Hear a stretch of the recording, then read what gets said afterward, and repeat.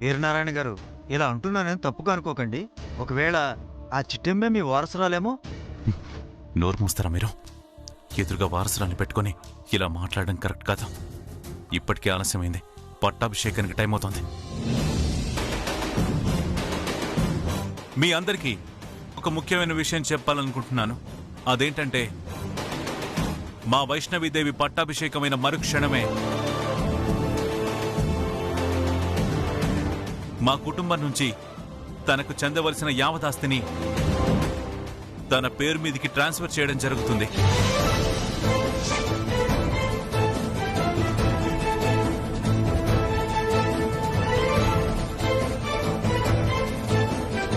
ఇక నుంచి మా ఆస్తిలో సగం వాటాకి మా వైష్ణవీదేవే వారసురాలు.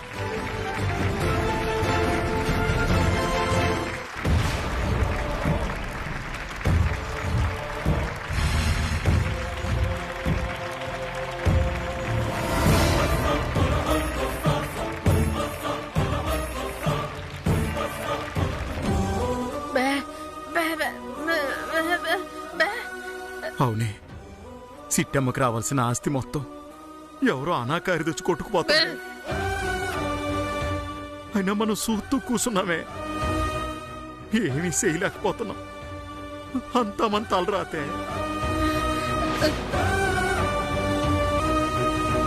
పట్టాభిషేకానికి టైం అవుతోంది. అలాగేరా రామ్మా.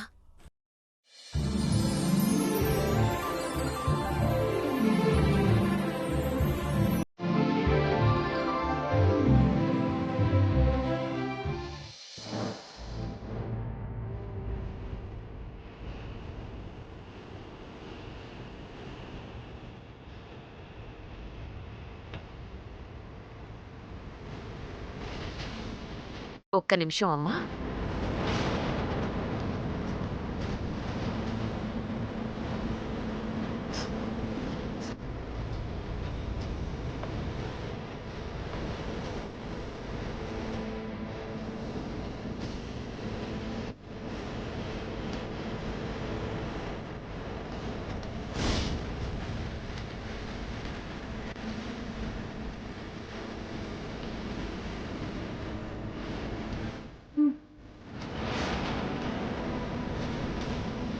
అమ్మా చిట్టమ్మ, నేను కొన్ని నగలు అలంకరిస్తాను, నువ్వు కొన్ని నగలు అలంకరించమ్మా.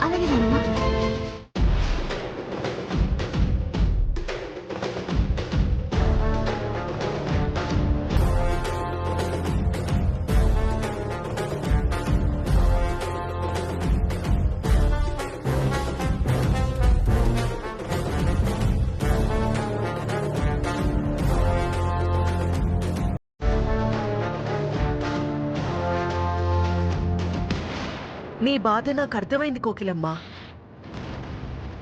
నీ చిట్టమ్మకి జరగాల్సిన గౌరవ మర్యాదలన్నీ నకిలీ వైష్ణవికి జరుగుతుందనేగా నీ ఏడుపంతా. ఊరుకో. దేనికైనా రాసి పెట్టుండాలి కోకిలమ్మా.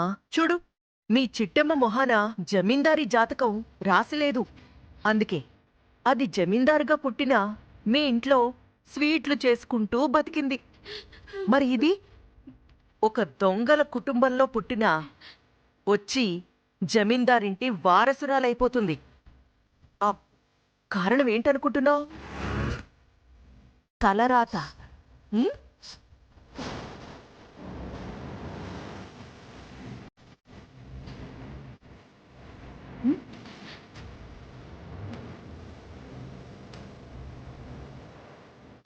అమ్మా, ఈ కన్నీళ్ళేటి? ఇప్పుడు ఏటైందని?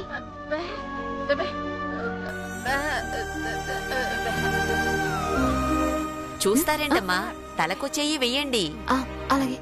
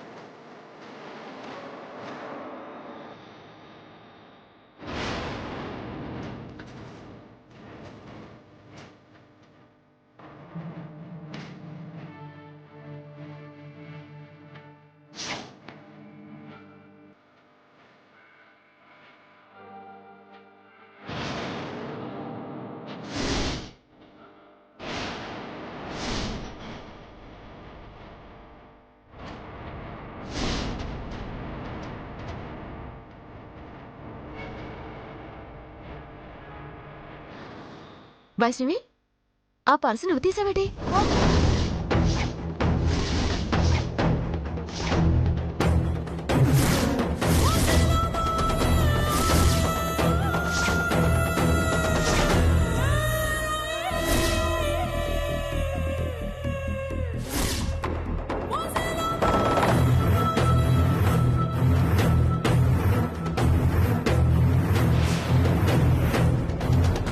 అయ్యో బాబోయ్, పర్సు తీయడం చిట్టమ్మ చూసిందా?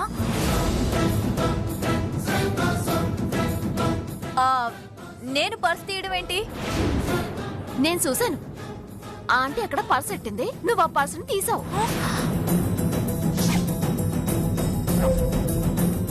చిట్టమ్మ, ఏం మాట్లాడుతున్నావు? ఇక్కడున్నది ఎవరో తెలుసా? జమీందారీ వారసురాలు. తను నోరు తెరిచి అడిగితే నేనే కోట్ల రూపాయలు ఇస్తాను. అలాంటిది ముష్టి పర్సు కొట్టేయాల్సిన కర్మ తనకేంటి? అవును శేషమాంబ గారు, గాడిదకేం తెలుసు గంధపు చెక్క వాసన అని ఈ చిట్టమ్మకేం తెలుసండి జమీందారీ విలువ? అవునండి, ఈ చిట్టమ్మ కళ్ళు వట్టి అనమరపు కళ్ళు. ఎవడొక్కతే మంచిదానిలాగా దేశంలో మిగిలిన వాళ్ళందరినీ దొంగలాగా చూస్తుంది. చాలా ఆపదనా? కళ్ళతో చూసింది నేను. సూడా పెట్టకుండా మీరెందుకు అనవసరంగా నోళ్ళు పారేసుకున్నారు? ఇదిగో వైష్ణవి దేవి, నీ శాతాలు చూపించు. అయ్యో బాబోయ్, చచ్చాను. ఇప్పుడు అందరి ముందు ఆ పర్సు తీయలేను, చూపించలేను. ఏం చెయ్యాలి? చూపించు.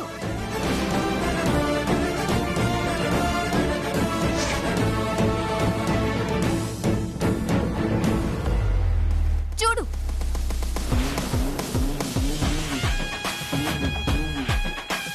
నీ కళ్ళతో నువ్వే చూసావుగా, నా మనవరాలి చేతిలో ఏ పర్సు లేదు. ఇప్పటికైనా అర్థమైందా జమీందారీ బిడ్డల క్యారెక్టర్ ఎలాంటిదో?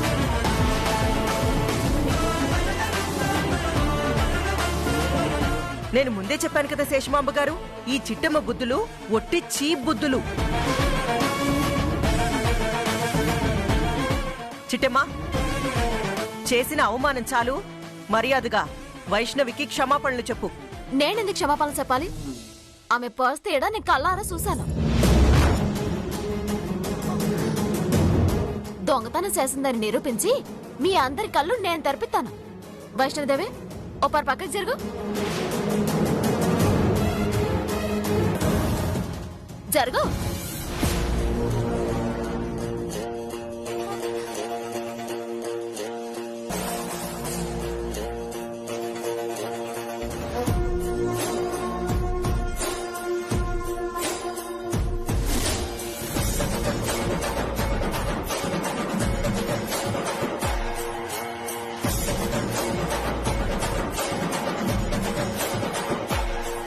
అమ్మా వైష్ణవి, నువ్వు పర్సు తీసావా?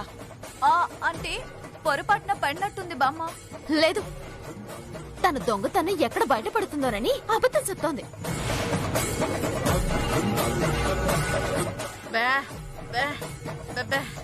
నువ్వు నార్మల్ మా. జరిగింది చెప్తే అందరూ నన్ను తప్పడుతున్నారు. నేనేదో కావాలని ఈవిడ గారి మీద నిందలు మోపుతున్నట్టు మాట్లాడుతున్నారు. అందుకే మీ అందరికీ నిజం తెలియాలి. చిట్టమ్మ, మీ కుటుంబం మాకెంత ద్రోహం చేసినా మిమ్మల్ని క్షమించి ఇక్కడికి ఎందుకు ఆహ్వానించామో తెలుసా? మా మనవరాల్ని మాకు అప్పగించారని. నా మనవరాల్ని దొంగ అన్నందుకు నీ స్థానంలో మరో అమ్మాయి ఉండుంటే నా సమాధానం ఇలా వచ్చుండేది కాదు.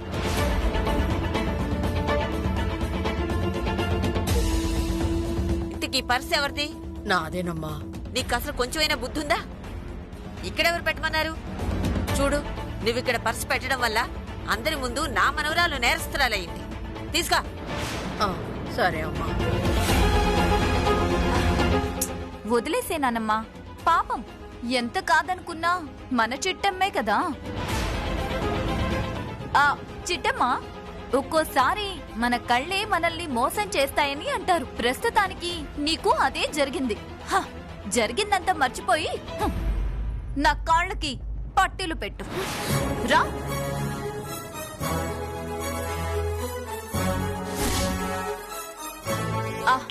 రా చిట్టమ్మా.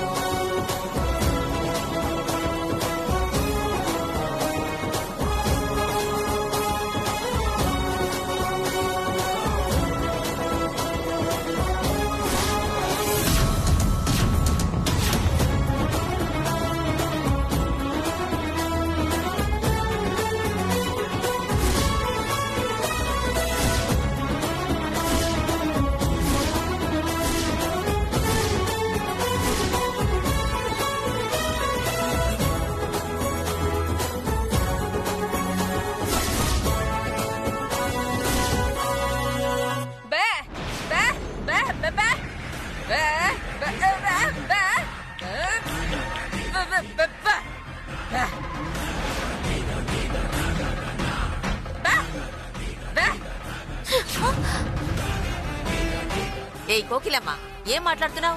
ఏముంది, తన కూతురు చెప్పినవన్నీ అబద్ధాలని తెలిసేసరికి పాపం తల్లి కదా తట్టుకోలేకపోతుంది. మీరంతా ఆగండి. ఏమన్నా అమ్మా? కాదు, నువ్వు ఇంతకు ముందు ఏదో అన్నావు. ఏముంది? ఈ చిట్టెం ఎవరో తెలుసా? ఈ చిట్టెం ఎవరో తెలిస్తే ఏమవుతుందో తెలుసా అనింది నానమ్మా.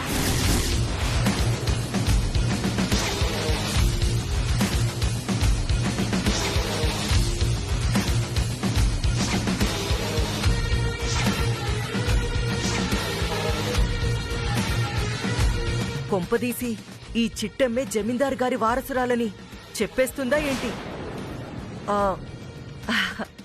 చిట్టమ్మ ఎవరో తెలియకపోవడానికేముంది, కోకిలమ్మ కుటుంబరావుల కూతురే కదా.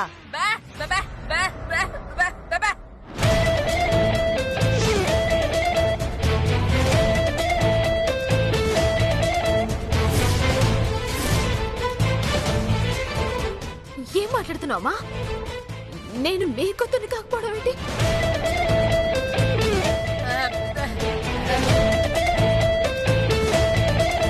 మరి నేనెవరిని?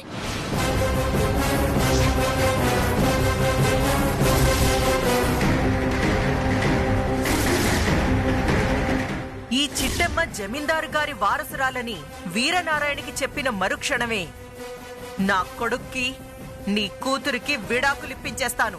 కాంతమ్మా, అంతేకాదు కుటుంబరావు, నా కూతురికి నీ కొడుక్కి కూడా తెగదెంపులు చేసేస్తాను.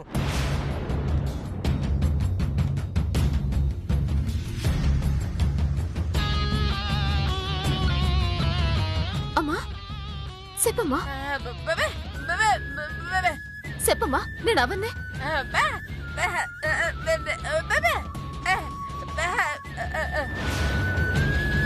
మరి ఎందుకమ్మా అనవసరంగా లేనిపోని హడావిడిసేస్తున్నావు? ఇంట్లో పరువు తీయడానిక? నా వల్ల పోయిన పరువు చాలు, ఇంక నువ్వేం మాట్లాడుకో. ముందు నువ్వు ఇక్కడ చాలా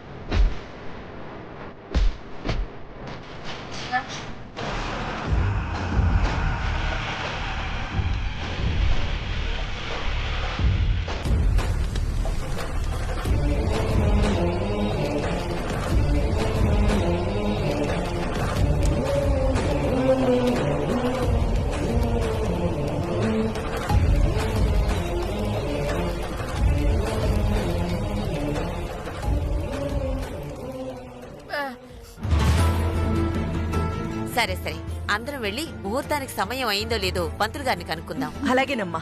నానమ్మ ఒక నిమిషం. ఏంటమ్మా? బేర్వా తలుపులు తెరిచే ఉంచావు, గడిపెట్టలేదేటి?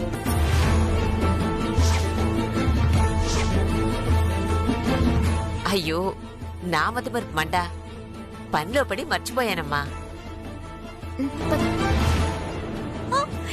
అయ్య బాబోయ్, ఎన్ని నగలు, ఎంత డబ్బు!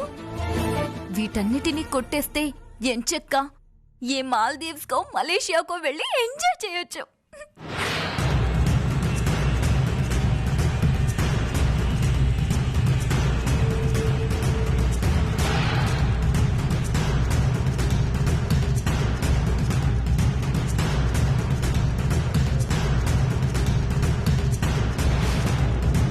సమయాన్ని గుర్తు చేసావు చిట్టమ్మా.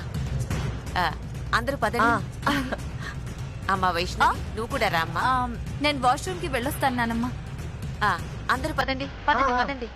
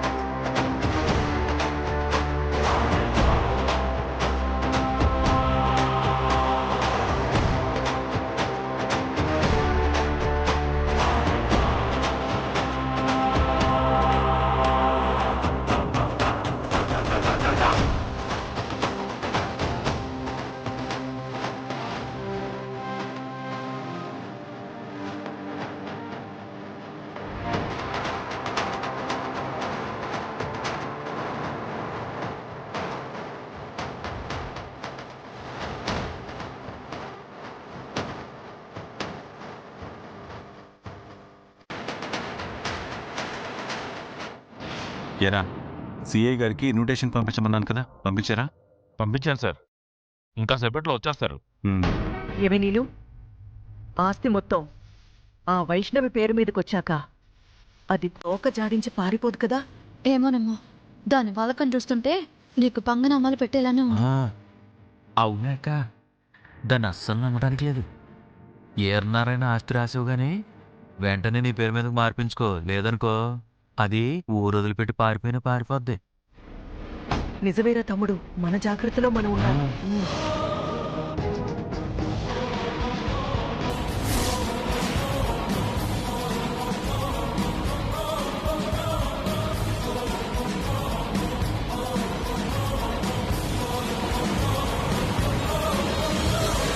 అమ్మా, ఆ వైష్ణవిని చూస్తుంటే నాకెందుకో అనుమానంగా ఉందమ్మా.